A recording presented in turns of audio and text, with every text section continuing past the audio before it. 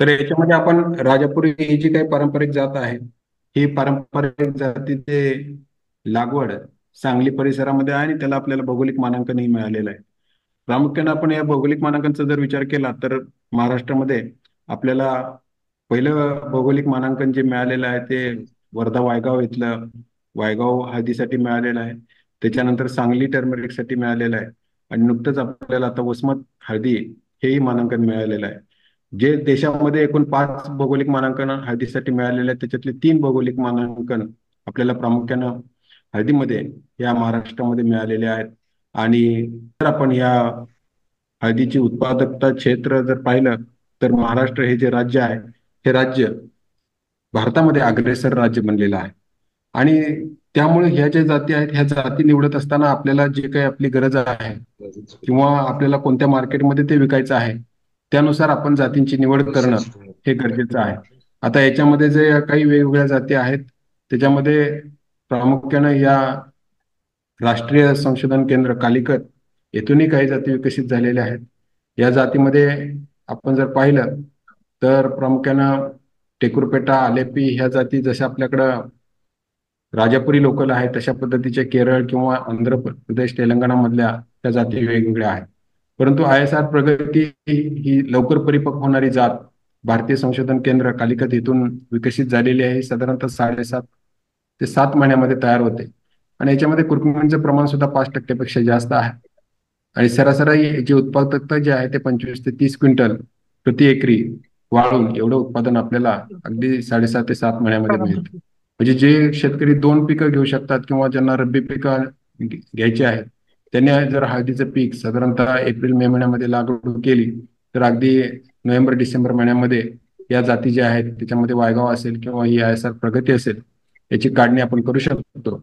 आणि तदनंतर मग आपण दुसरं हरभऱ्यासारखं पीक जे आहे ते रब्बीचं पीक सुद्धा आपण त्याच्यामध्ये घेऊ शकतो.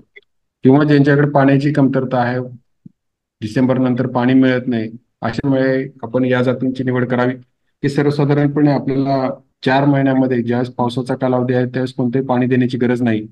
परंतु त्याच्यानंतर मात्र आपल्याला 1-2 पाण्यामध्ये ही जी हळद आहे या जाती ज्या आहेत ह्या जाती तयार होतात. त्याच्यानंतर काही सुवर्ण असेल, सुदर्शना असेल किंवा सुगुणा, प्रभा किंवा ISR केदारम, ISR आलेपी सुप्रीम याही जाती काही विकसित झालेल्या आहेत. तामिळनाडू कृषी विद्यापीठानं काही BSR नावाच्या सिरीजनी BSR 1, BSR 2, BSR 3 या जाती विकसित केलेल्या आहेत.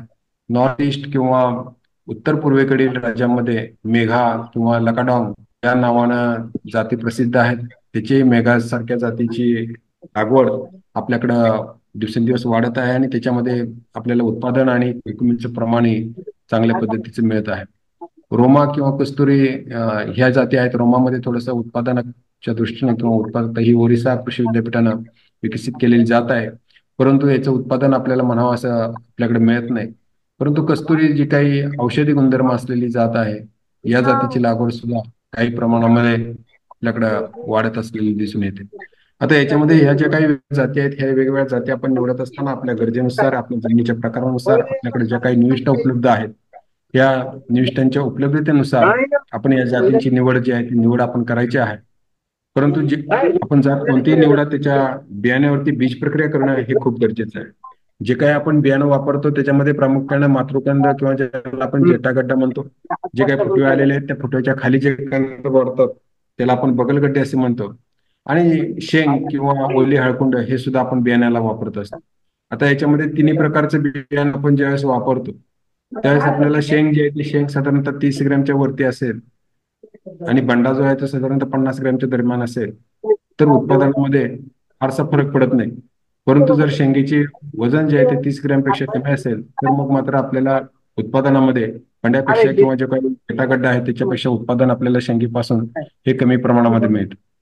त्यामुळं जे काही आपल्याकडं बियाणं म्हणून आपण वापरणार आहोत तर आपल्याला पुढील वर्षी बियाणं तयार करायचे असेल तर त्यासाठी आपण या हळकुंड बियाण्याचा वापर करावा आणि जास्तीत जास्त उत्पादनासाठी आपण जेटागड्डे किंवा मातृकंद बियाणे जे आहे त्याचा वापर आपण करावा.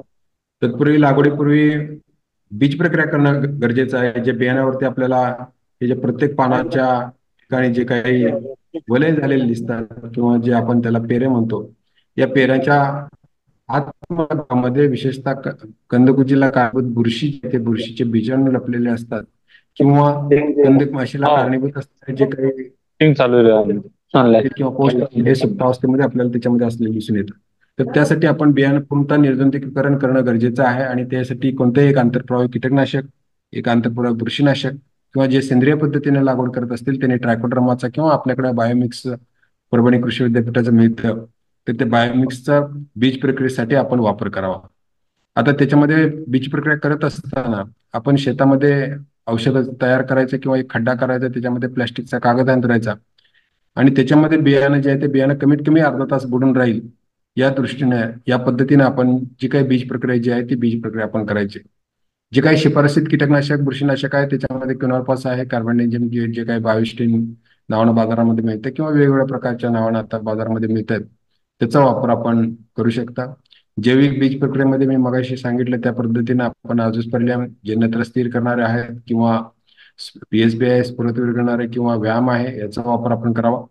जे काही आपण हे जैविक खतं आहेत आणि रासायनिक बुरशीनाशक कीटकनाशकांची बीज प्रक्रिया आहे, याच्यामध्ये जर आपल्याला दोन्ही बीज प्रक्रिया करायची असतील तर सुरुवातीला आपण रासायनिक बीज प्रक्रिया करून घ्यावी लागवडीच्या अगोदर साधारणपणे 1 ते 2 दिवस, आणि बियाणं सावलीमध्ये सुकून अगदी लागवड करतेवेळी आपण जीवाणूच्या द्रावणामध्ये बियाणं बुडवायचं आहे आणि लगेच लागवडही करायची आहे. जैविक बीज प्रक्रिया झाल्यानंतर जेवढ्या लवकरात लवकर मातीशी संपर्क येईल तेवढं आपले जे जीवाणूंचं मल्टिप्लिकेशन किंवा जे काही उत्पादन पुनरुत्पादन जे आहे ते योग्य पद्धतीने झालेलं आपल्याला दिसून येतं. लागवडीमध्ये आपण दोन पद्धतीचा प्रामुख्याने विचार करतो. एक तर सरीवरंबा पद्धत, ज्याच्याकडं पाणी देण्याची किंवा आधुनिक सिंचन जसं ठिबक किंवा तुषार सिंचन पद्धतीची सोय नाही, त्यांनी सरीवरंबा पद्धतीचा वापर करावा. आणि जिथे ठिबक किंवा तुषार सिंचन पद्धतीनं पाणी देणं शक्य आहे अशा ठिकाणी आपण गाडीवापा पद्धतीचा वापर करावा. सरीवरंबा पद्धतीमध्ये आपण जे काही सऱ्या सोडतो ह्या साधारणतः 2.5 ते 3 फूट, जास्तीत जास्त 4 फुटापर्यंत आपण या सऱ्या सोडून सरीच्या दोन्ही बाजूला 1/3 भागावरती आपण हे जे कंद जे आहेत हे कंद आपण लावायचे आहेत. म्हणजे काय होईल की जरी पाऊस जास्त पडला तर मधल्या सरीमधून जे काही पाणी आहे हे पाणी वाहून जाईल. दुसरे याच्यामध्ये एकरी जी झाडांची संख्या आहे ही जवळपास 28 ते 30 हजार कंद आपले लागले जातात. हे सर्वसाधारणपणे एकरी आपल्याला मातृकंद जर पाहिलं तर 12 ते 13 क्विंटल मातृकंद बियाणं लागतं आणि हळकुंड जे आहे ते जवळपास 10 क्विंटल बियाणं आपल्याला या पद्धतीमध्ये लागतं. परंतु रोपांची संख्या जास्त असूनही याच्यामध्ये उत्पादन कमी नाही शक्यता असते. त्याचं महत्वाचं कारण म्हणजे ज्यावेळेस ही जी हळकुंड आहेत किंवा जे काही कंद आहेत हे कंद हळकुंड सुटायला सुरुवात होते, ज्या बाजूला माती आहे ज्या बाजूला वरंब आहे त्या बाजूला हळकुंडाची वाढ चांगली होते. परंतु ज्या बाजूला सरी आहे त्या सरीच्या बाजूला हळकुंड अशा पद्धतीने उघडी पडतात आणि ती हिरवी पडल्यानंतर त्यांची वाढ जी आहे ती वाढ थांबलेली आपल्याला दिसून येते. तर त्यासाठी आपण माती लावणं, वेळच्या वेळी खुरपणी करणं किंवा बालभरणी करणं, असे 2 वेळा भरणी करणं, यामुळे सुद्धा अगदी सरीवरंब्यावरती सुद्धा एकरी 40 क्विंटल पर्यंत उत्पादन काढणारे शेतकरी आपल्याकडे आहेत. परंतु त्या दृष्टीने त्याचं नियोजन करणं गरजेचं आहे. त्याचे उत्पादन किंवा जे काही मॅनेजमेंट व्यवस्थापनाची जी काही वेगवेगळी कामं आहेत ही कामं आपण वेळच्या वेळी करणं गरजेचं आहे. रुंदवरंबा असेल किंवा गादीवप्पा असेल त्याच्यामध्ये आपण अगदी 4 फूट, 4.5 फूट किंवा 5 फूट यानुसार आपण आपल्याकडे ठिबक सिंचन किंवा जे काही आपल्या निविष्ट आहेत त्यानुसार आपण 2 वरब्यामधले किंवा 2 सरीमधलं अंतर आपण ठेवायचं आहे. ज्या ठिकाणी पाण्याचा निचरा चांगला होत नाही अशा ठिकाणी आपण 5 फूट 2 सरीमधलं अंतर ठेवायचं आहे की जेणेकरून आपल्याला गादीवप्पीची उंची जी आहे ही 1.25 ते 1.5 फूट आपल्याला मिळेल. गादीवप्पीची वरची रुंदी आहे ही साधारणतः 2 फुटापर्यंत असली पाहिजे. दोन्ही बाजूला अर्धा अर्धा फूट अंतर सोडून आणि दोन ओळीमध्ये 1 फूट अंतर सोडून आपण ही जी लागवड आहे ती लागवड आपण करायची. आता याच्यामध्ये लागवड करत असताना ज्या मध्यभागी आपण लॅटरल येईल किंवा ठिबकची लाईन येईल आणि त्याच्या दोन्ही बाजूला आपण जे कंद लावत असतो हे कंद लावत असताना दोन ओळीमधलं अंतर 1 फूट ठीक आहे, परंतु ज्यावेळेस आपण 5 फूट 2 सरीमधलं अंतर ठेवतो किंवा 2 बेड मधलं अंतर आपलं 5 फूट असतं त्यावेळेस आपली एकरी जी रोपांची संख्या ही 22 ते 23 हजार कंद हे लागले गेले पाहिजेत. म्हणजे जी काही आपली उगवण क्षमता जरी 100% नाही पकडली आपण 90% किंवा 85% उगवण क्षमता जर झाली तर आपल्याला सरासरी 20 हजार रोपं आपले हे एकरी जे आहेत ते एकरी या हळदीच्या शेतामध्ये आपले लागले पाहिजेत किंवा फायनल काउंट जो आहे तो किंवा जे आपण पिकांची संख्या किंवा प्लांट पॉप्युलेशन म्हणतो हे आपले एकरी 20 हजार पर्यंत हे प्लांट पॉप्युलेशन आपलं राहिलं पाहिजे. त्यामुळे काय होतं की सर्वसाधारणपणे एकरी आपल्याला एका रोपापासून 1 किलो ओली हळद मिळाली तर 20,000 किलो म्हणजेच 200 क्विंटल ओली हळद ही आपल्याला मिळू शकते, की जे वाळून सुकवून आपल्याला 40 क्विंटल पर्यंत अगदी सहज आपण गाठू शकतो. परंतु त्यासाठी ही झाडांची संख्या, त्याचबरोबर प्रत्येक झाडापासून मिळणारं उत्पादन, त्याला येणारी पानांची संख्या, त्यांची फुटव्यांची संख्या, या सर्वावरती आपलं लक्ष असणं गरजेचं आहे. आणि प्रत्येक महिन्याच्या वाढीच्या टप्प्यामध्ये जर आपण हे वेगवेगळ्या अवस्था पाहिल्या आणि त्याप्रमाणे जर नियोजन केलं तर नक्कीच आपल्याला त्याच्यापासून चांगल्या पद्धतीचं उत्पादन जे आहे ते उत्पादन आपण घेऊ शकतो. झाडांची संख्या योग्य रीतीने राखण्यासाठी आपण काही हळद लागवडीची यंत्रे विकसित केलेली आहेत, त्याचाही वापर आपण करू शकता, जेणेकरून ही जी काही रोपांची संख्या आहे, ही रोपांची संख्या आपल्याला त्याच्यामध्ये मर्यादित राखता येईल. हळदीची रोपं तयार करून लागवड पद्धती ही प्रचलित आहे, परंतु याच्यामध्ये आपल्याला महत्वाचा तोटा हा आहे की आपण जे काही सोराकंद आहे किंवा कोचा आहे, हा कोचा आपल्याला मिळत नाही. आपल्याकडे कोच्याची किंवा सोऱ्याची एक सेपरेट इंडस्ट्री आहे की जे विशेषतः त्याला रेटही जास्त मिळतो. जर सर्वसाधारणपणे आपण एकरी 10 क्विंटल बियाणं वापरलं असेल तर कोचा आपल्याला 2 ते 2.5 क्विंटल, जास्तीत जास्त 3 क्विंटल पर्यंत एकरी मिळतो. आणि हा जो कोचा आहे, ह्या कोच्याचा रेट हळदीच्या दुप्पट असतो. म्हणजे जे काही बियाण्यासाठी आपण जे काही पैसे घालतो ते जवळपास ह्या कोच्यामध्ये आपले जे निघून जातात. परंतु रोपं जर लागवड केली तर रोपामध्ये आपल्याला हा कोचा मिळत नाही. आणि दुसरी महत्वाची बाब की थोडंसं उत्पादनाच्या बाबतीत थोडीशी साशंकता आहे. काही ठिकाणी रोपांचे योग्य पद्धतीने योग्य वेळी जर लागवड केली तर उत्पादन आपल्याला सरासरी 1 किलो पर्यंत किंवा त्यापेक्षाही जास्त मिळालेलं आहे. परंतु थोडीफार जरी रोपांची लागवड करण्यामध्ये उशीर झाला तर हे जे मुळं आहेत, हे मुळांचं कॉइलिंग होतं किंवा अशा पद्धतीने मुळं गोल होतात आणि मग त्याचं जे काही फुटवा आहे किंवा पुढची जी क्रिया आहे ती क्रिया मंदावली जाते आणि मग त्याच्या उत्पादनाचा फटका आपल्याला दिसून येतो. परंतु ज्या ठिकाणी उन्हाळ्यामध्ये पाण्याची सोय नाही, अशा ठिकाणी आपण या रोपांची लागवड करू शकता. किंवा नवीन जातींचं बियाणं घेतलेलं आहे आणि आपल्याला बियाणं तयार करायचं आहे तर अशा वेळी सुद्धा आपण या रोपाद्वारे लागवड जी आहे ती लागवड करू शकतो. परंतु प्राप्त परिस्थितीमध्ये योग्य नियोजन करणं, योग्य निविष्ठांचा वापर करणं, जर आपण हे कंद किंवा जेटागड्डांना जे काही आपण खतांचं व्यवस्थापन आहे ते जर योग्य पद्धतीने जर केलं तर नक्कीच आपल्याला रोपापेक्षा जास्त उत्पादन या कंदापासून आपल्याला मिळू शकतं. काही व्हर्टिकल फार्मिंग सारखे प्रयोग या हळदीमध्ये करत आहेत. काही शेतकऱ्यांना काही वेगवेगळ्या कंपन्या अप्रोच होत आहेत, परंतु अशा कुठल्याही भूलथापांना बळी पडू नये. कारण ही जी पद्धत आहे याच्यामध्ये उत्पादन अगदी कमी येतं आणि खर्च खूप आहे. त्यामुळे शक्यतो या अशा जे काही संशोधनाच्या अधीन किंवा अजून त्याच्यावरती संशोधनाचं काम चालू आहे अशा पद्धतीची लागवड आपण शक्यतो त्याच्याकडे वळू नये. ज्यावेळेस आपल्याकडे यथाकथित संशोधन पूर्ण झाल्यानंतर त्याचे रिझल्ट आल्यानंतर आपल्याला माहिती आपल्या संशोधन केंद्राच्या माध्यमातून आपणापर्यंत पोहोचवली जाईल. काही शेडनेटमध्येही काही वेगवेगळे प्रयोग चालू आहेत, त्याचाही अजून पूर्णता नाही. परंतु जर आपण ठिबकच्या माध्यमातून योग्य पद्धतीने खतांचे नियोजन केलं तर नक्कीच आपल्याला चांगल्या पद्धतीचं फुटवे जे आहे ते फुटवे अशा पद्धतीने आपण मिळू शकतो. खतांचं जे नियोजन करणार आहे त्याच्यामध्ये आपण मी सांगितलं की सुरुवातीला सेंद्रिय खतांचा वापर करायचा आणि त्याचबरोबर बेसल डोसमध्ये गादीवाफे तयार करत असताना एकरी 5 बॅग आपण सिंगल सुपर फॉस्फेट आणि 1.5 बॅग जे आहे ते पोटॅशची आपण द्यायची आहे. आता ज्यांच्याकडे ठिबक न देण्याची सोय आहे किंवा ठिबक न खतं देणार आहात त्यांनी सिंगल सुपर फॉस्फेट हे 2च बॅग वापरायचे आणि पोटॅशची 1 बॅग वापरून आपले गादीवाफे जे आहेत ते गादीवाफे मग त्याच्यामध्ये लिंबोळी पेंड एक 400 किलो आणि इतर काही सेंद्रिय खतं जसे शेणखत असेल किंवा गांडूळ खत असेल किंवा जे काही उपलब्ध होईल ते खतांचा वापर करून आपण आता सध्या प्राप्त परिस्थितीमध्ये गादीवाफे तयार करून घ्यायचे. गादीवाफे तयार केल्यानंतर बियाण्याची योग्य रुजवण झालेली आहे का, बियाण्याची योग्य नियोजन झाले आहे काय, त्यानुसार त्याला अंकुर फुटले आहेत का हे पाहून त्याच्याकडे लागवडीकडे आपण वळायचंय किंवा लागवडीचं नियोजन करायचंय.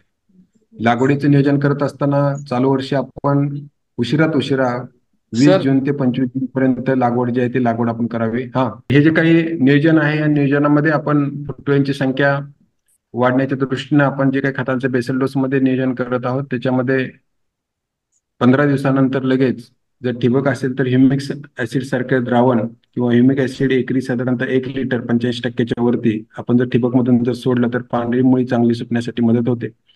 पांढरी मुळी जर जोमदार असेल तर आपल्याला जे काय हळदीपासून पहिली सुरळी किंवा पहिला कोंब बाहेर पडणार आहे हा कोंब आपल्याला चांगला बाहेर पडलेला दिसेल. अगदी त्याची उंची जी आहे ते 15 सेंटीमीटर ते 20 सेंटीमीटर पर्यंत राहील आणि त्यानुसार मग पुढचे पानांची वाढ असेल किंवा पानांची संख्या असेल हे आपल्याला योग्य पद्धतीने मिळते.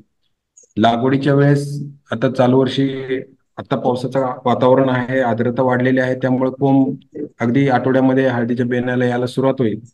परंतु जर लागवडीसाठी उशीर झाला तर हे जे कोंब आहेत हे कोंब मोठे होतील आणि तदनंतर जर आपण लागवड करतेवेळी जर हे कोंब मोडले गेले तर त्याला दुसरे कोंब येत नाहीत असं नाही, दुसरे कोंब त्याच्यापासून येतात. परंतु त्याच्यामधला जो काही जोम आहे म्हणजे जो आपल्याला साधारणतः 1 फुटापर्यंत साधारणतः 15 ते 20 सेंटीमीटर लांबीचा जो काही सुरुवातीची सुरळी किंवा जो आपण पान जे आहे ते पहिलं पान बाहेर पडलं पाहिजे तेवढं पडत नाही आणि त्यामुळे मग पुढच्या वाढीवरती त्याचा परिणाम झालेला आपल्याला दिसून येणार आहे. त्यामुळे शक्यतो लागवडीच्या वेळी हे जे पहिला आलेला कोंब जो आहे तो कोंब मोडणार नाही याची काळजी घ्यावी. दुसरी शेतकऱ्यांच्या मनामध्ये शंका असते की जे काही कंद आहेत हे कंद उभे लावायचे, आडवे लावायचे का वरती येतील या पद्धतीने लावायचे. तर सर्वसाधारणपणे बियाणं जे आहे ते बियाणं उभं लावा किंवा आडवं लावा, त्याला जे काही अंकुरण येणार आहे त्याच्या प्रत्येक बियाण्याचा किंवा प्रत्येक वनस्पतीचा हा गुणधर्म आहे की त्याची पानांची वाढ जी आहे किंवा ज्याला आपण शेंडा म्हणतो, हा शेंडा प्रामुख्याने सूर्यप्रकाशाच्या दिशेने वाढतो आणि जे काही मुळं आहेत ते मुळं जमिनीच्या दिशेने वाढत असतात. त्यामुळे कंद कसाही उलटा सुलटा कसाही लावला तरी त्याच्यापासून रोप जे आहे ते रोपाचा शेंडा हा बाहेर येणार आहे. त्यामुळे त्याच्यामध्ये फारसं काही अशी गफलत नाही किंवा त्याच्यामध्ये फारसा काही फरक पडत नाही. परंतु शेंग जी आहे ती शेंग लावत असताना आपण आडवी लावणं गरजेचं आहे, उभी शक्यतो शेंग लावू नये. कारण त्याच्यामध्ये जे काही फुटवे येत असतात ते फुटव्यांची संख्या ही या शेंगेमध्ये जास्त येते. त्यामुळं पुढच्या वर्षी गोल बियाण्यांची संख्या जी आहे ती गोल बियाण्यांची संख्या आपल्याला जास्तीत जास्त मिळते. तर या पद्धतीने आपण नियोजन करून जे काही आपल्या खतांचे बेसल डोस आहे हे बेसल डोस आपण पूर्ण करायचा आहे. सर्वसाधारणपणे 1.5 महिना पूर्ण झाल्यानंतर नत्रयुक्त खतं किंवा सूक्ष्म अन्नद्रव्य असतील याचा वापर आपण करायचा आहे. त्याच्यामध्ये नत्रयुक्त खतामध्ये आपण नीम कोटेड युरिया आपल्याकडे मिळतो. तर हा नीम कोटेड युरिया एकरी 1.5 बॅग सर्वसाधारणपणे चालू परिस्थितीमध्ये 45 किलोची बॅग आपल्याला युरियाची मिळते. तर ही साधारणतः 1.5 बॅग एकरी आपण पहिला अवस्था पूर्ण झाल्यानंतर म्हणजे पूर्ण उगवण झाल्यानंतर आपण टाकायचे आहे. त्याच्यामध्ये काही सूक्ष्म अन्नद्रव्य जर आपण माती परीक्षण केलं असेल आणि स्पेसिफिक जर ग्रेड 2 चे जे काही सूक्ष्म अन्नद्रव्य आहेत ते एकरी 10 किलोची बॅग आपण ह्या पूर्ण उगवण झाल्यानंतर मध्ये साधारणतः 1.5 महिन्यानंतर आपण देणं गरजेचं आहे. कंदमाशीच्या नियंत्रणासाठी किंवा कंदकुजीच्या नियंत्रणासाठी प्रामुख्याने ट्रायकोडर्माचा वापर जो आहे हा ट्रायकोडर्माचा वापर आपण सुरुवातीपासून म्हणजे हळद लागवड केली की लगेच करणं गरजेचं आहे. त्याच्यामध्ये आपण पहिलं पाणी दिलं की पहिलं पाणी दिल्यानंतर ठिबकच्या माध्यमातून आपण ट्रायकोडर्मा सोडू शकता किंवा आपल्याकडे परभणी कृषी विद्यापीठाचं बायोमिक्स आहे ते आपण सोडू शकता किंवा पावडर फॉर्म मध्ये असेल तर सेंद्रिय खतामध्ये मिक्स करून ते जर आपण या गादी वाप्यावरती किंवा वरंब्यावरती जर आपण टाकलं गेलं तर आपल्याला पुढे जे काही कंदकुज नावाचा रोग होतो किंवा त्याची बुरशी जी आहे ते बुरशी वाढणार आहे त्याचा आपण प्रतिबंध जे आहे ते प्रतिबंध आपण करू शकतो. सर्वसाधारणपणे 1.5 महिन्याच्या अंतराने 3 वेळा आपण ट्रायकोडर्मा एकरी 3 किलो पावडर फॉर्म मध्ये असेल किंवा लिक्विड स्वरूपातला असेल तर एकरी 1 लिटर या प्रमाणामध्ये ठिबकमधून जर सोडत राहिलं आणि 7 ते 8 तासापेक्षा जास्त वेळ शेतामध्ये पाणी साठून दिलं नाही तर कंदकूज हा आपल्याला 100% आपल्या शेतामध्ये येणार नाही. परंतु कंदकूज आल्यानंतर मात्र आपण पळापळ करतो, मग त्यासाठी आपण कोणतेही तांबयुक्त बुरशीनाशक जे आहे या बुरशीनाशकाचं आळवणी करणं हे गरजेचं आहे. त्याच्यानंतर आता पावसाळी वातावरण आपल्याकडे जून जुलै महिन्यामध्ये राहतं आणि त्याच्यामध्ये करपा रोगाचा प्रादुर्भाव होतो. तर तो करपा रोगाचा प्रादुर्भाव आपल्याला टाळण्यासाठी आपण स्पर्शजन्य बुरशीनाशक आहेत जसं कॉपर ऑक्झिक्लोराइड आहे किंवा बाविस्टिन आहे किंवा M45 आहे याचाच वापर आपण सुरुवातीचे 2 ते 3 महिन्यापर्यंत करायचा आहे. कारण जर आपण आंतरप्रवाही बुरशीनाशकांचा सुरुवातीपासून जर वापर केला तर नंतर ऑक्टोबर महिन्यामध्ये किंवा नोव्हेंबर महिन्यामध्ये धुकं पडायला सुरुवात होते किंवा दव पडायला सुरुवात होते. त्यावेळेस जो करपा येतो तो करपा मग आपल्याला स्पर्शजन्य औषधं आपण सुरुवातीला वापरली नसतील आणि सुरुवातीलाच आंतरप्रवाही बुरशीनाशक वापरले असतील तर मग नियंत्रणात करणं खूप कठीण जातं. तर त्यासाठी शक्यतो सुरुवातीला आपण जास्त महागडी किंवा कॉस्टली किंवा हाय मॉलिक्युल न वापरता स्पर्शजन्य बुरशीनाशकांचा आपण वापर करावा आणि आपल्या या जे पिकाचं नियोजन आहे ते नियोजन आपण करावं. तर या हळद पिकाच्या बाबतीत लागवडीच्या दृष्टीने आपण चर्चा केलेली आहे. आपल्या काही शंका असतील तर आपण आता चर्चा करूया. माननीय बाळासाहेब ठाकरे हरिद्रा संशोधन केंद्र यांनी मला आज इथं आमंत्रित केलं आणि माझे विचार मांडण्याची संधी उपलब्ध करून दिली त्याबद्दल मी त्यांचे आभार मानतो. आपण जवळपास 1 तास मला भेटलं त्याबद्दल आपल्या सर्वांचे आभार मानतो आणि थांबतो. धन्यवाद. सर धन्यवाद सर. सर आपले काही प्रश्न असतील तर ते घेऊ. आणि सर आमचे अ, रा- व्यवस्थापकीय संचालक राजेंद्र कदम सर आहेत. सर हा नमस्कार सर, बोला ना. हा, अत्यंत चांगल्या प्रकारे माहिती शेतकऱ्यांसाठी आपण दिलेली आहे आणि अगदी प्रॉपर टाइमला आपली ही माहिती आता शेतकऱ्यांपर्यंत आपल्या माध्यमातून जात आहे. त्याबद्दल आम्ही केंद्राच्या वतीने आपले आभार व्यक्त करतो. फक्त याच्यामध्ये एक विषय होता की जी खताची मात्रा जी असते, आपण बोललात की मुख्य मूलद्रव्ये आणि सूक्ष्म मूलद्रव्ये याचा बॅलन्स वापर केला पाहिजे. तर बरोबर. त्यामध्ये जर मात्रेच्या संदर्भात आपण जर बोललात तर ते थोडंसं शेतकऱ्यांना कामाला येईल असं मला वाटतंय. कशा संदर्भात? किती मात्रा दिली पाहिजे आपण एनपीके, केव्हा दिलं पाहिजे स्प्लिट मध्ये, त्यानंतर सूक्ष्म मूलद्रव्य किती दिलं पाहिजे. तर माती परीक्षणाप्रमाणे तर ते आहे, पण जनरल डोस जो आहे त्याबद्दल थोडं सांगितलं तर काही जे नवीन लागवड करणारे लोक आहेत आमचे हो त्यांना हो, तर ते सांगितलं ना की त्याच्यामध्ये आपण सुरुवातीला सेंद्रिय खतांचा वापर करणं गरजेचं आहे. त्याच्यामध्ये मी सांगितलं की एकरी साधारणतः 10 टनापर्यंत आपण शेणखताचा वापर आपण सांगतो. परंतु तेवढं शेणखत उपलब्ध नसल्यानंतर त्याला पर्यायी जे काय आहे त्याच्यामध्ये गांडूळ खत आपण एकरी 1 ते 1.5 टनापर्यंत, किंवा आपल्याकडं चांगली कुजलेली कारखान्याची मळीचं खत आहे, ते मळीचं किंवा प्रेसमेड कंपोस्ट आपण म्हणतो त्याला, तर हे प्रेसमेड कंपोस्ट अगदी आपण 2 टनापर्यंत एकरी त्याच्यामध्ये वापरू शकतो. किंवा वेगवेगळ्या प्रकारचे कंपोस्ट, सिटी कंपोस्ट आहेत, ते 1 ते 1.25 टनापर्यंत आपण वापरू शकतो. आणि वेगवेगळ्या पेंडींचं मिश्रण आहे, जसं करंज पेंड आहे किंवा लिंबोळी पेंड आहे, हे सुद्धा आपण 400 किलोपर्यंत आपण एकरी वापरू शकतो. हे सेंद्रिय खतांच्या बाबतीत झालं. बेसल डोस मध्ये ओके. जे आहे त्याच्यामध्ये सिंगल सुपर फॉस्फेट एकरी 5 बॅग आणि पोटॅश जे आहे ते 2 बॅग आपल्याला बेड तयार करताना किंवा गादी वाफे तयार करताना आपल्याला द्यायचे आहे. किंबहुना पहिल्या खतांची मात्रा जी आहे, पहिली खतांची मात्रा उगवण पूर्ण झाल्यानंतर, जे काही वाढीची अवस्था मी सांगितलं त्याच्यामध्ये पहिली वाढीची अवस्था म्हणजे उगवणीची अवस्था झाल्यानंतर आपल्याला 50% जो नत्र आहे, जे जवळपास 1.5 बॅग युरिया, जी 45 किलोची आपली नीम कोटेड, 45 किलो जी नीम कोटेड युरियाची बॅग जी आहे, ही युरियाची बॅग 1.5 बॅग आपण त्याच्यामध्ये 1.5 महिना पूर्ण झाल्यानंतर किंवा उगवण पूर्ण झाल्यानंतर द्यायची. आणि त्याच्याबरोबर काही सूक्ष्म अन्नद्रव्य जे आहेत, हे सूक्ष्म अन्नद्रव्य ग्रेड 2 ची जी 10 किलोची बॅग येते ती आपण त्यावेळेस टाकायची आहे. त्याच्यानंतर भरणीच्या वेळेस आपण परत ही जी खतांची मात्रा आहे, ही खतांची मात्रा आपण रिपीट करायची आहे, म्हणजे साधारणतः 3.5 ते 4 महिन्याने 1.5 बॅग युरिया, त्याचबरोबर सूक्ष्म अन्नद्रव्य, आणि गरज असल्यास काही लिंबोळी पेंट किंवा करंज पेंट ही एकरी साधारण 200 ते 250 किलो आपण ते भरणीच्या वेळेस आपण वापरायचे.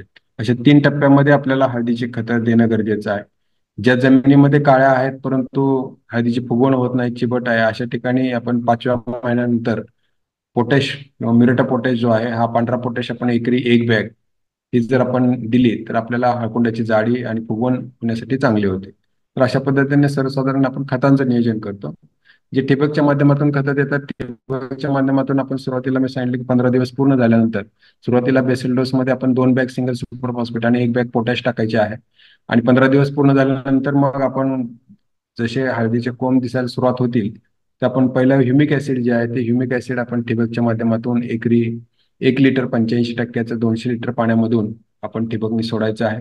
त्याच्यानंतर 28 दिवसांनी, म्हणजे पहिले 3 आठवड्यांनी 4 आठवडे अशा अंतराने 2 वेळा आपण जर सोडलं तर पांढरी मुळी चांगली सोडते, आणि त्यामुळं कोंबांची वाढ जी आहे ती, किंवा फुटवे जे आहेत किंवा सुरुवातीची वाढ जी आहे ही चांगली यायला आपल्याला सुरुवात होते. सुरुवातीच्या टप्प्यामध्ये आपण युरिया आणि 19-19 हे पहिल्या 3 महिन्यामध्ये आपण वापरायचे आहे. सर्वसाधारणपणे ज्यावेळेस आपण खतं सोडत असतो त्यावेळेस कोणतेही वॉटर सोल्युबल खतं असतील किंवा जे रेग्युलर खतं आहेत, ही आपली रेग्युलर खतं आहेत परंतु पाण्यात विरघळणारे आहेत, हे आपण वापरू शकतो. एकरी 5 किलोपेक्षा जास्त खतं प्रति आठवडा हे सोडू नये, कारण जी काही अन्न घेण्याची कुवत या हळदीच्या पिकांच्या मुळांची आहे, ती सर्वसाधारणपणे जे काही आपण पाण्यात विरघळवून खतं सोडतो त्याची उपलब्धता ही जवळपास 70 ते 80% असते. त्यामुळे आपण जास्तीचं खत सोडलं तर ते लिचिंग होतं किंवा ते पाण्यावाटे वाहून जातं. तर त्यासाठी सुरुवातीच्या टप्प्यामध्ये आपण 19-19 आणि युरिया ही खतं वापरायचे 3 महिन्यापर्यंत. त्याच्यानंतर 12-61-0 आणि 0-32-34 हे प्रति आठवडा आपण आलटून पालटून वापरू शकतो साधारणतः 5 महिन्यापर्यंत. आणि 5व्या ते 7व्या महिन्यापर्यंत आपण 0-0-50 असेल किंवा पोटॅशियम सोनाईट असेल, हे आलटून पालटून आपण वापरू शकतो, किंवा 13-0-45चा वापर आपण करू शकतो. तर या पद्धतीनं खताचं नियोजन जर आपण केलं तर नक्कीच आपल्याला एकरी 200 क्विंटल पर्यंत ओल्या हळदीचं उत्पादन जे आहे ते आपण काढू शकतो. Thanks sir. अगदी व्यवस्थित खत नियोजन झालं आपलं, हे त्याचं काय आहे ते व्यवस्थित झालं. देशमुख साहेब, काही शेतकऱ्यांचे प्रश्न असतील तर घ्या. काय असतील तर कोणाचं हे करा सर. राजश्री ताई पण जॉईन झालेल्या होत्या. हॅलो. एक प्रश्न आलेला आहे की हुमणीसाठी काही नियंत्रणासाठी. तर हुमणीसाठी मी सांगितलं की जर आपण अर्धवट कुजलेल्या शेणखताचा वापर केला असेल तर हुमणी हे प्रादुर्भाव मोठ्या प्रमाणात होतं. तर त्यासाठी सुरुवातीपासून आपण मेटॅरायझिम नावाची जैविक बुरशी आहे किंवा एन्टोपॅथोजेनिक EPN सूत्रकृमी जे आहेत हुमणीला खाऊन टाकतात. तर त्याचा वापर आपण सुरुवातीपासून जर केला तर हे हुमणीची आपण रासायनिक कीटकनाशक वापरणं गरजेचं आहे. त्याच्यामध्ये आपण रासायनिक कीटकनाशकामध्ये आपण डेसिस जे आहे हे डेसिस साधारणतः अर्धा ते 1 लिटर प्रति एकरी ठिबकच्या माध्यमातून सोडायचे आणि त्याच्यानंतर मग आपण ही जी जैविक बुरशीनाशक आहेत जे हुमणीच्या नियंत्रणासाठी जैविक कीटनाशक जे आहे त्याच्यामध्ये मेटॅरायझिम नावाची जी बुरशी आहे ही मेटॅरायझिम नावाची बुरशी एकरी 3 किलो या प्रमाणामध्ये सेंद्रिय खतामध्ये मिक्स करून ती शेतामध्ये टाकणं गरजेचं आहे की जेणेकरून आपल्याला हुमणीवरती नियंत्रण मिळेल. आणखी काय प्रश्न असतील तर विचारा. 10 मिनिट शिल्लक आहेत बैठकीसाठी आणखी. हॅलो हा, कदम सर. बोला बोला, लवकर बोला. ते हळदीची जी नवीन जात आहे ना फुले हरिद्रा, त्याच्याविषयी थोडी माहिती सांगा की शेतकऱ्यांना. फुले हरिद्राचं आपण सुरुवातीला ज्या काही सुधारित जाती पाहिल्या त्याच्यामध्ये फुले हरिद्रा जात जी आहे ही नुकतीच हळद संशोधन केंद्र कसबे जिथून विकसित झालेली आहे. या जातीचं वैशिष्ट्य असं आहे की या जातीच्या हळकुंडाची जाडी लांबी ही मार्केटच्या दृष्टीने किंवा मार्केटमध्ये जी काही डिमांड आहे त्या दृष्टीनं आहे. सर्वसाधारणपणे हळकुंडाची लांबी जी आहे ही 5 सेंटीमीटर पेक्षा जास्त असते आणि जाडी जी आहे ती 1.5 सेंटीमीटर पेक्षा जास्त. म्हणजे जी काही A ग्रेडची जी हळद आहे ही A ग्रेडची हळद जवळपास 75 ते 80% या जातीपासून तयार होते. आणि त्यामुळे बाजारपेठेमध्ये जो काही वरचा अप्पर रेट म्हणजे जे काही आपण पेपरमध्ये दर वाचतो की अगदी 20,000 ते 10,000, तो 20,000चा रेट ह्या 80% हळदीला यामध्ये मिळू शकतो आणि एकरी जवळपास 40 क्विंटल सरासरी उत्पादन पासून वाढलेल्या हळदीचं मिळतं. त्यामुळे ही आणि त्या प्रमाण हे 5% जास्त आहे. म्हणजे हे दोन्ही इंडस्ट्रीची म्हणजे कुरकुमिन इंडस्ट्री आणि जे काही ओपन मार्केटमध्ये आपण हळद विकतो या दोन्हीसाठी ही जी जात आहे ही जात अत्यंत चांगली आहे. त्यामुळे या जातीची लागवड आपण वाढवावी किंवा त्याची निवड जी आहे ती निवड आपण करावी. सर महादेव बोलतो सर. एकंदरीत पानाची संख्या ही शेवटपर्यंत मेन बांडीला आपण किती ठेवायला पाहिजे सर? किती असायला पाहिजे साधारणतः मुख्य जो कंद आपण लावतो किंवा जे पहिला फुटवा आपला जो येतो त्या फुटव्यावरती 12 ते 13 पानं असणं गरजेचं आहे. त्यातली सर्वसाधारणपणे पहिली जी 1-2 पानं जी आहेत ही सुकून जातात ही 6व्या महिन्यापर्यंत. पण त्याच्यानंतर तिसरं पान जे आहे ते तिसऱ्या पानाची लांबी जी आहे ही लांबी सर्वसाधारणपणे 1 ते 6 फूट आणि रुंदी जी आहे ती साधारणतः 9 ते 12 इंच असणं गरजेचं आहे. अशी तुमच्या जर मुख्य खोडावरती साधारणतः 12 ते 13 पानं असतील तर आपल्याला सरासरी 1 किलो पर्यंत ओली हळद जी आहे ती ओली हळद आपल्याला मिळते. परंतु धन्यवाद ही जी सर. पानं आहेत ही पानं 7 महिन्यापर्यंत हिरवीगार राहणं गरजेचं आहे. म्हणजे त्याच्यावरती किडीचा प्रादुर्भाव झाला नाही पाहिजे किंवा करप्याचा प्रादुर्भाव झाला नाही पाहिजे. कारण एक जरी पान किडीने किंवा करप्याच्या रोगाने गेलं तर सर्वसाधारणपणे 70 ते 80 ग्रॅम आपल्याला खाली कंदामध्ये कमतरता जाणवते किंवा त्याच्यामध्ये उत्पादन कमी झालेलं आपल्याला दिसतं. सर हरिद्रा जी आपण जात आता सांगितली त्याचं आणि जर आता आम्ही जी सेलम हळद घेतोय तर याचा तुलनात्मक अभ्यास जर केला तर त्याच्यामध्ये कर्क्युमिन बाबत आपण थोडस गाईड करा सर की कर्क्युमिन कोणत्या ह्याच्यामधला जास्त मिळतो आणि उत्पादनाला आम्ही आता मराठवाडा बीड जिल्ह्यामध्ये गाव सातेफळ आणि तालुका अंबाजोगाई आहे तर या भागामध्ये हरिद्रा चांगल्या पद्धतीने येईल का? तर ही जे फुले हरिद्रा जी शिफारसीत केलेली आहे ती प्रामुख्याने पश्चिम महाराष्ट्रामधील जे काही काळ्या खोल जमिनी आहेत त्याच्यामध्ये प्रयोगांती शिफारसीत केलेली आहे. त्याच्यामध्ये आपल्याला कुरकुमीचं प्रमाण हे 5% जास्त मिळते जे आपल्याला सेलममध्ये 3.5 ते 4% मॅक्झिमम मिळतं. परंतु याच्यामध्ये अजूनही महत्वाचा घटक आहे की आपल्या जमिनीतला सेंद्रिय कर्ब किती आहे. आपल्या जमिनीतला सेंद्रिय कर्ब जर हा 1% जास्त असेल तर नक्कीच आपल्याला कुरकुमीचं प्रमाण हे फुले हरिद्रामध्ये 5% जास्त मिळणार आहे. आणि मी मगाशी सांगितलं की त्याप्रमाणे A ग्रेडची जी हळद आहे A ग्रेडची हळकुंड आपल्याला सेलममध्ये साधारणतः 60% मिळतात. या जातीमध्ये आपल्याला जवळपास 80% मिळतात. त्यामुळं हळकुंडाची जाडी लांबी जसं मी सुरुवातीला हरिद्राचा फोटो सुद्धा दाखवला त्याच्यामध्ये जी काही आपले मुख्य हळकुंड आहेत आणि ज्याला उपहळकुंड आपण म्हणतो हे उपहळकुंडाची जाडी सुद्धा आपल्याला अगदी 4 ते 5 सेंटीमीटर लांब आणि जाडी 1-1.5 सेंटीमीटर पेक्षा जास्त असलेली आढळते. त्यामुळे यांची फण्यांची संख्या मोठी असल्यामुळे किंवा फण्यांची जाडी जास्त असल्यामुळं या जातीची निवड किंवा लागवड आपण करावी आणि आपल्या परिसरामध्ये ती सुद्धा चांगली येऊ शकते. काही अडचण नाही. सर माझा एक प्रश्न होता. नमस्कार सर. हा नमस्कार सर. सर माझा एक नमस्कार. प्रश्न होता. 2 झाडामधील अंतर किती ठेवायचं?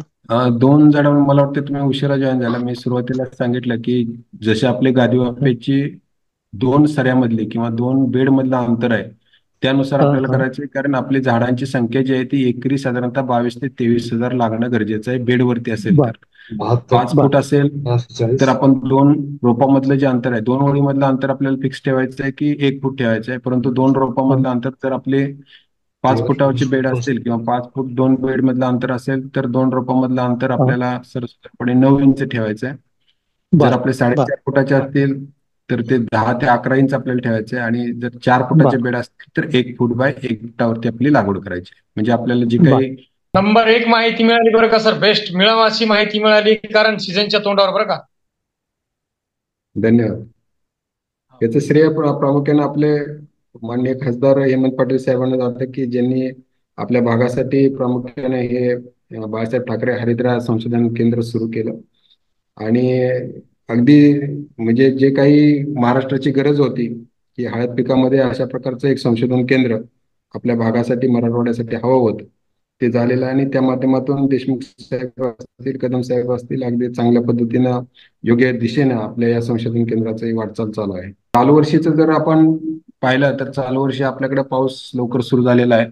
त्यामुळे पश्चिम महाराष्ट्रामध्ये आपण उशिरात उशिरा मे एंड पर्यंत लागवड करावी. मराठवाडा विदर्भामध्ये आपण उशिरात उशिरा 20 ते 25 जून पर्यंत लागवड जी आहे ती लागवड आपण करू शकतो. त्याच्यापेक्षा उशीर केल्यास आपल्याला उत्पादनामध्ये किंवा त्याच्या वाढीमध्ये परिणाम झालेला जाणवेल. आदरणीय डॉक्टर जितेंद्र कदम सरांनी अगदी हंगामाच्या सुरुवातीला आपल्या विनंतीला मान देऊन माननीय बाळासाहेब ठाकरे हरितगृह हळद संशोधन प्रशिक्षण केंद्राच्या माध्यमातून ऑनलाईन बैठकीसाठी आपला अमूल्य वेळ दिला. खरं म्हणजे सरांच्या माग खूप कामाचा लोड असतो परंतु त्यांनी कार्यालयीन काम संपल्यानंतर 6ची वेळ आपल्या सर्वांना दिली आणि सर्व मान्यवर शेतकऱ्यांसाठी अतिशय महत्वपूर्ण माहिती दिली. या कार्यक्रमासाठी सर्व उपस्थित झाले. आपल्या केंद्राच्या वतीनं आपल्या सर्व शेतकरी बांधवांच्या वतीनं मी त्यांचे आभार मानतो. या कार्यक्रमासाठी आमच्या व्यवस्थापकीय संचालक आदरणीय राजेंद्र कदम सर यांनी पण खूप वेळ देऊन आपला हे संपूर्ण कार्यक्रम ऐकला आणि सरांनी प्रस्तावना आणि बाकी पार्टिसिपेशन पण चांगल्या पद्धतीने केलं. तर व्यवस्थापकीय संचालक आदरणीय RS कदम साहेब यांचे मी आभार मानतो आणि त्यांच्या मार्गदर्शनाखाली आपला हा संशोधन केंद्राचं काम आता चांगलं सुरू आहे आणि वेगवेगळ्या विषयावर आपण हे कार्यक्रम घेत आहोत. हा पहिलाच आजचा या हंगामातला सुरुवात होती म्हणून डॉक्टर